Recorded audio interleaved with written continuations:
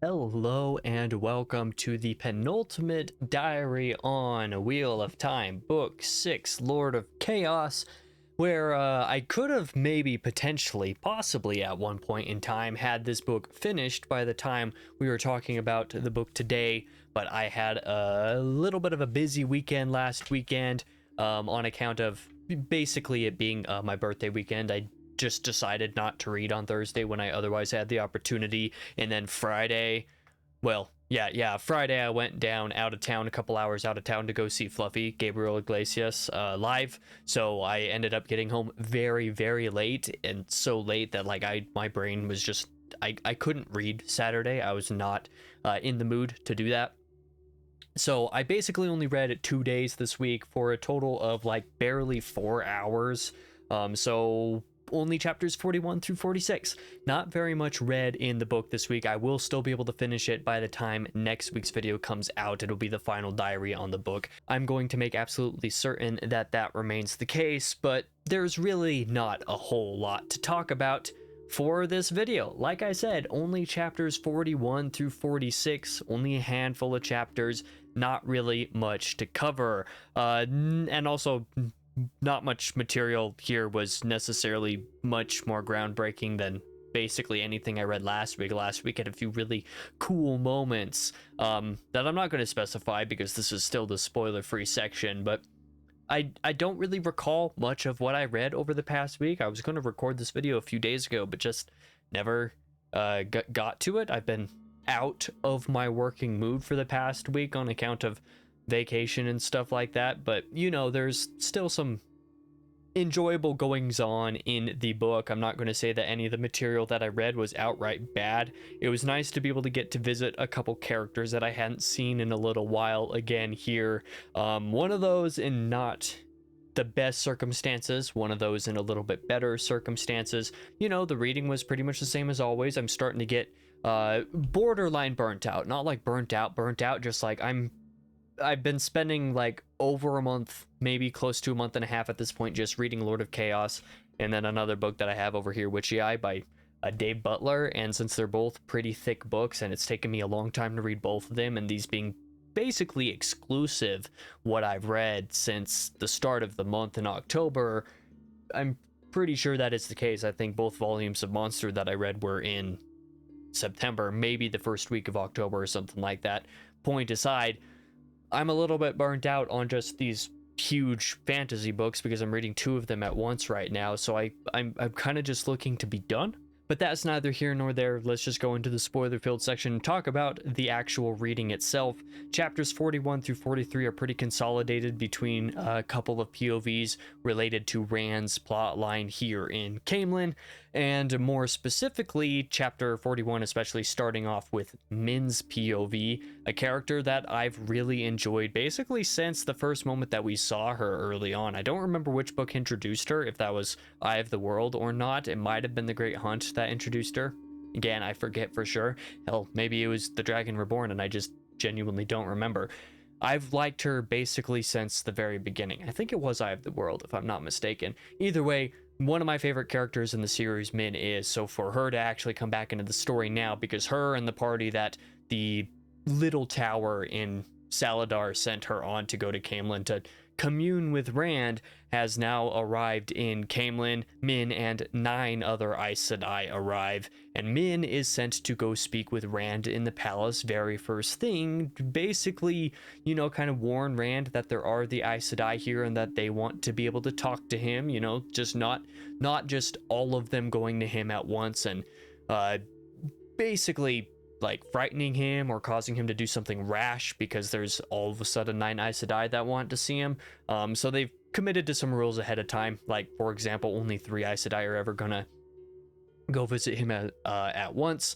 As per Rand's desire, they initially said that they would only go 1 at a time if Rand wanted that to be the case. Rand said 3 because he wants them to think that he's not really that scared of them, but also limiting their ability to something that he can more or less control if he has to. But that's something that's discussed a little bit later in this chapter, actually, Rand's thoughts. But the chapter does start, like I said, with Min going to see Rand in the palace there in Camelin. Rand welcomes Min very warmly. It was very nice to see this little mini reunion of sorts. I really enjoyed that portion of the chapter. Rand also kind of talks a little bit with Min about keeping both Aviendha and Elaine away from him personally. He wants Elaine to come to Camelin so that she can rule the throne that, by all accounts, or at least as far as Rand is personally aware, that is rightfully Elaine's, and then he just doesn't really want Aviendha around because of personal reasons. The fact that all three of these girls, Min and Elaine and Aviendha, are the three like kind of destined to be in love with Rand is a interesting topic that is followed in these couple of chapters as well. But in meeting Rand again here, Min does tell about the Aes Sedai being around, like I did suggest earlier. She says that they don't intend him any harm, which is basically the truth. Rand, I believe he essentially responds to her saying that he's already had an embassy from the White Tower itself, from Elida, that he's already basically talked to and sent away, saying that he'll make a decision later, or he's not going to join them right now type of thing, that he's not going to just simply go with them right now. So he's kind of playing neither side at the moment until he really gauges who is with him, who isn't with him, who he can and can't trust, even though he in his head, and especially with Luce Theron there, doesn't trust any Aes Sedai. It's just kind of a political ploy, a political facade that he's putting on at the moment.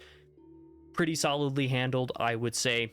Min also reveals to him that she saw a viewing in the throne room back when she was first entering the palace, that Aes Sedai intend to harm Rand. She's honest with him. This is a revelation that Rand knows about her viewing, and he doesn't really probe her about it necessarily. He also doesn't disrespect her because of her ability. He just knows that this is a thing that she can do, and tries to not make it that big of a deal type of thing. But Min does tell him that, yeah, I saw viewing that like Aes Sedai intend to harm you. What that means specifically, they don't really know. Rand kind of can make guesses. Min doesn't really know though. She says that the 9 Aes Sedai that she is with have said they do not intend to harm Rand, which, because Aes Sedai can't lie, is basically the truth, but you never know with Aes Sedai because the truth can kind of be subverted in like white lies or half-truths, these kinds of things, so there's no real certainty on that side. Doesn't really know if it's the Aes Sedai from Elida that might be intending to harm Rand, or if there's some other parties mixed in there that aren't really part of this super strongly anyway. But that is something that Min reveals to Rand, and basically for the whole time that Min and the other Aes Sedai are here in Camelin, Rand does have Min kind of give him information, what she views from the other Aes Sedai. I believe it is mentioned a couple times in this section from chapters 41 to 43 that she comes basically every day to the palace to talk to Rand, and on the way she's seen viewings or noticed some of the things that some of the Aes Sedai that she's traveled with are doing around in Camelin, like maybe some of the people they're talking to or something along those lines, and then also the viewings that she's seeing from these important figures, that the ones that relate to Rand, informing Rand about them, so that there's a little bit more information going on between these two here.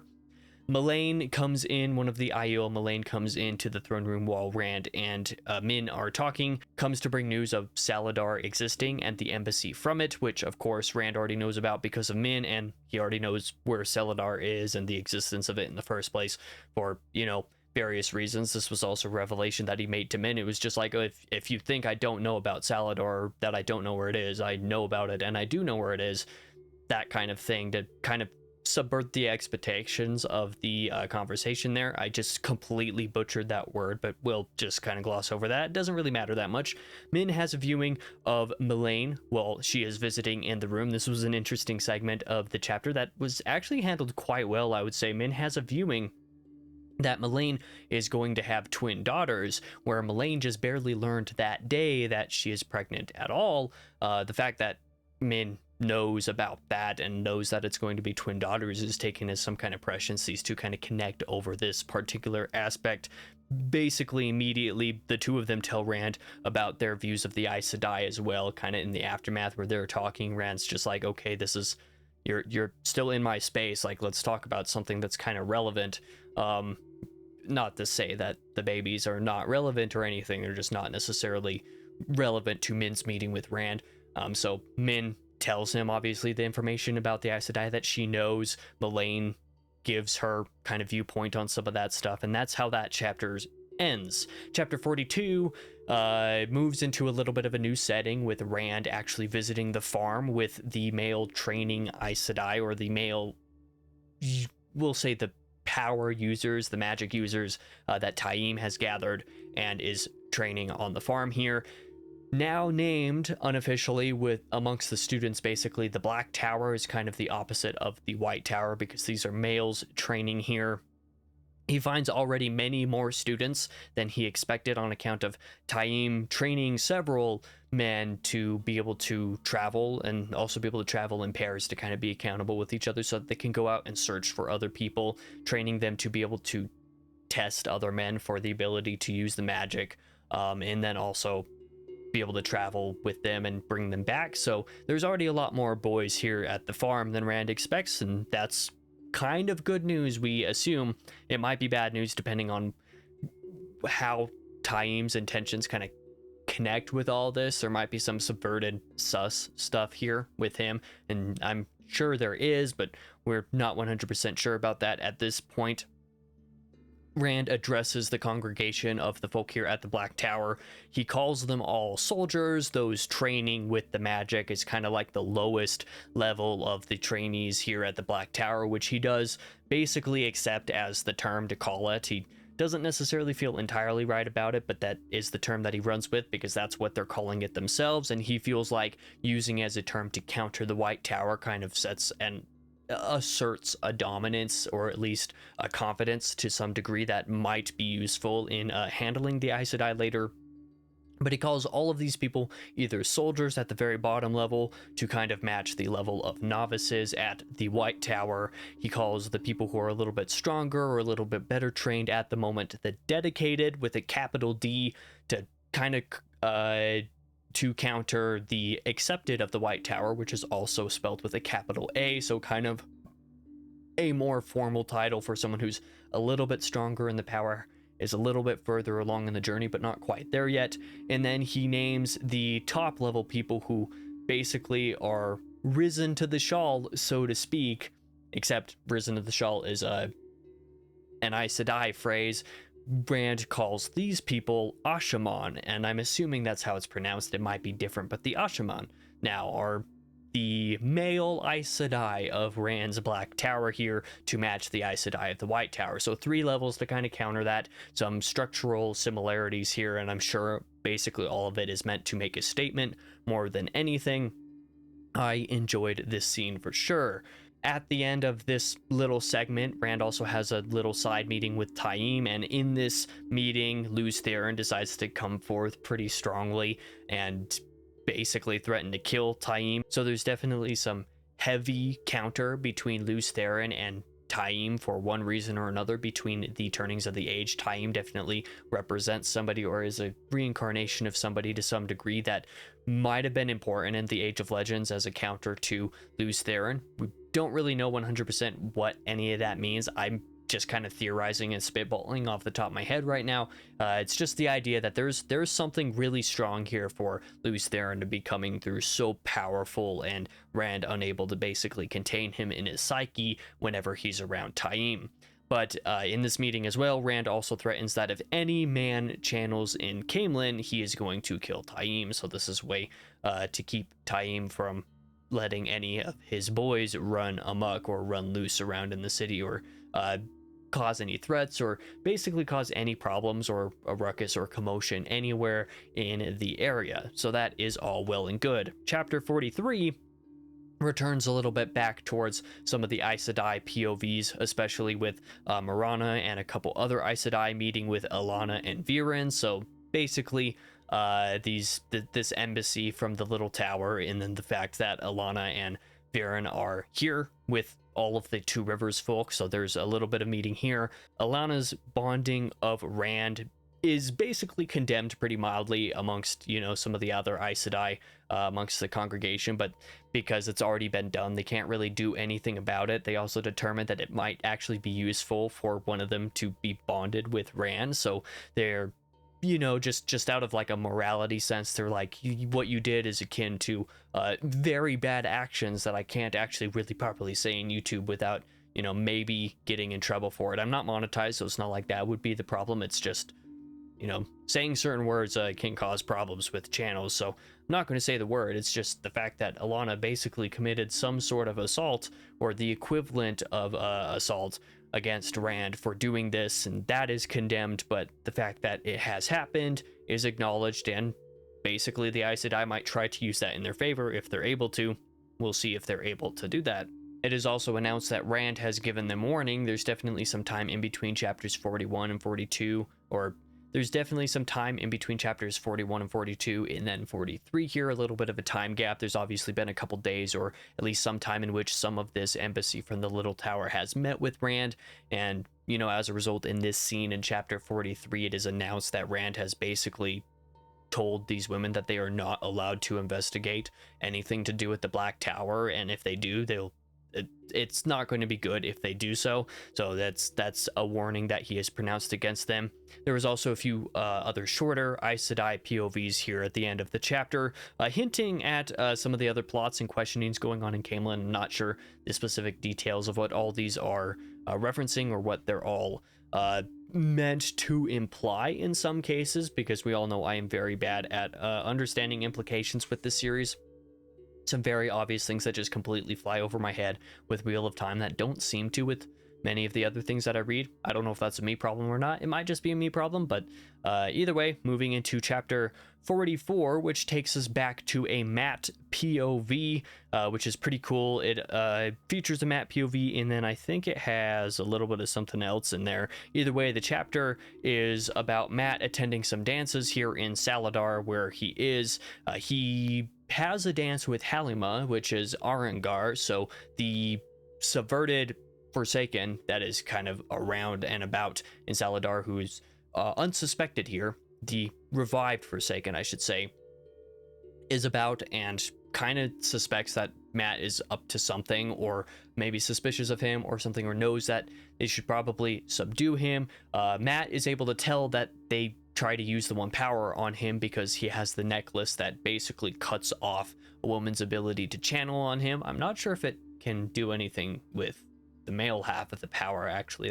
That's a good question. I don't know if that's ever been specified or anything. Either way, no women can use the One Power on him, so Halima appears. He assumes that it is Halima using the One Power on him, and we can basically assume that that is definitely the case, because not just because she's Arengar, but because there's some suspicious stuff going on there, such as, for instance, being asked about wardership by, I think the chapter specifically mentions 5 Aes Sedai, including Delana, who is basically under Halima's control, and also by Mirel. So this is something that's brought up, that he's been trying to be influenced to be a warder by several women, but he says no to all of them. And then there's the fact that none of them could make or force him to be a warder the way that Alana did with Rand because of his little necklace. So that's something that's good to note.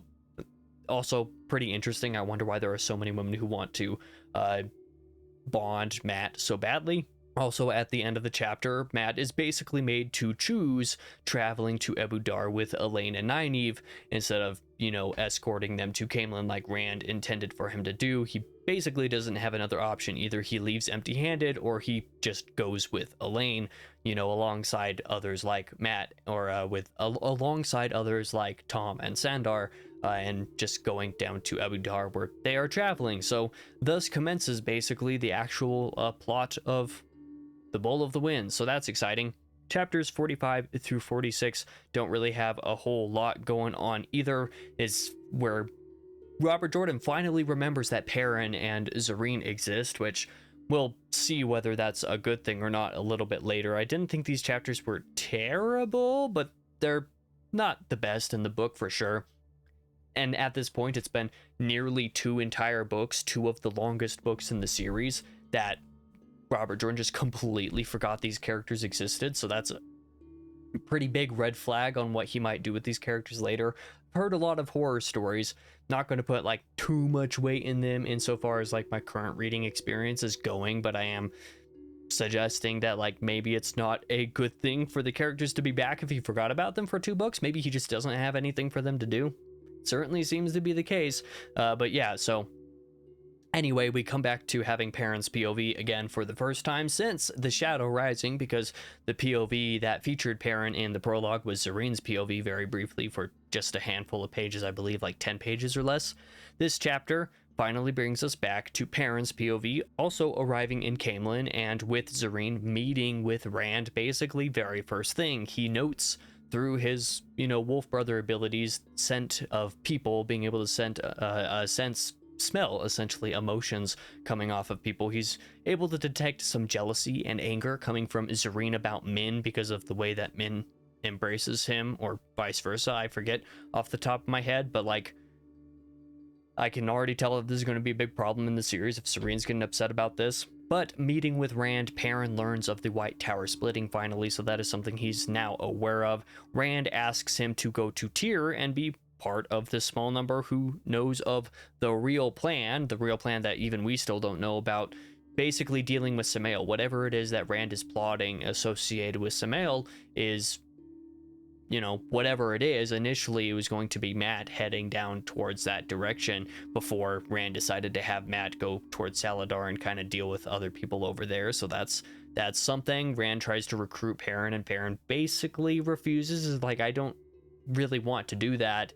Besides, it would take too long to travel there. And Rand's like, oh, but I can get you there today. And Perrin just kind of doesn't really register. It doesn't really strike him as like that's actually something Rand can do. But either way, that's something that happens in the chapter. Chapter 46, Perrin is confronted by Bashir and Diarra, I believe that's how it's pronounced, the parents of Zareen, about marrying Zareen. So, there's kind of a whole, I guess, conflict here between Perrin and Bashir, and then they go and talk with Zareen's mother because Zareen's mother and she are fighting, and it's a whole ordeal, an ordeal that I didn't really necessarily feel like I needed from the book, but that's because I also feel like I don't need Zareen in the series. If she just didn't exist, I feel like Perrin's character would be better at this point, genuinely. So I'm not sure what this chapter really did for me. I didn't hate it. It just, kind of mediocre, not really my favorite material.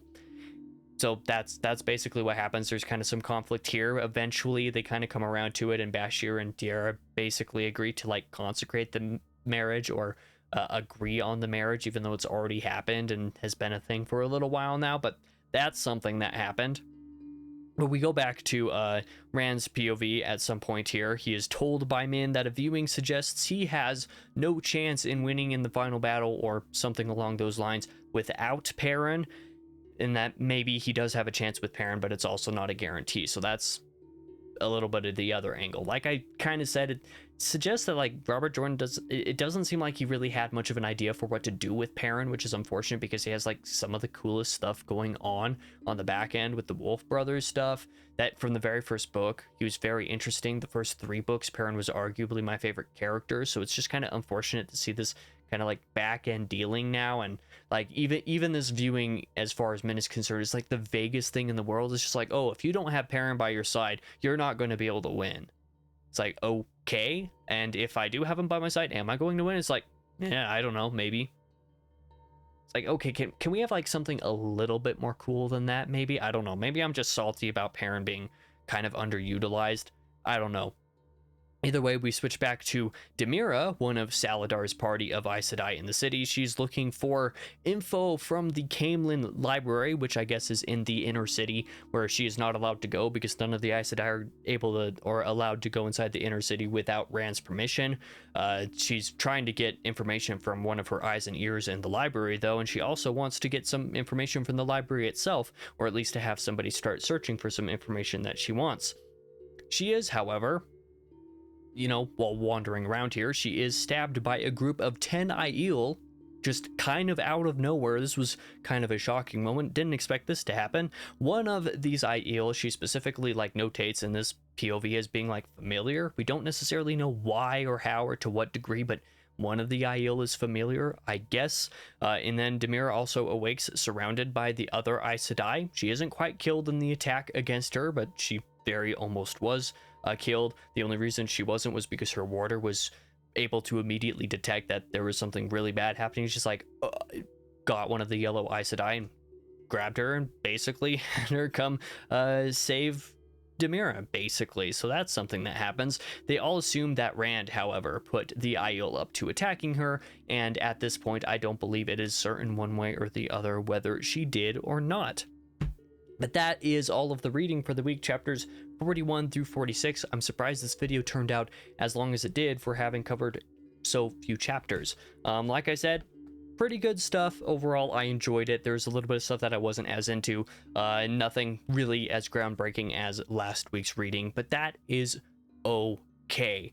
Come back next week where I finish off the book and give like my spoiler-free thoughts and impressions, and then also obviously cover the climax of the book. The very last chapter of this book gets a lot of hype from a lot of people, so I'm kind of looking forward to this last weekend of reading. I'm hoping it'll be good. We'll see what happens on that front.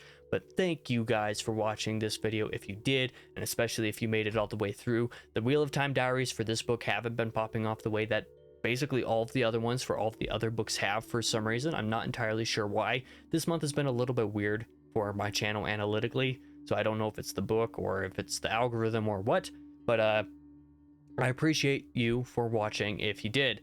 Thank you one final time. I'll be back next week.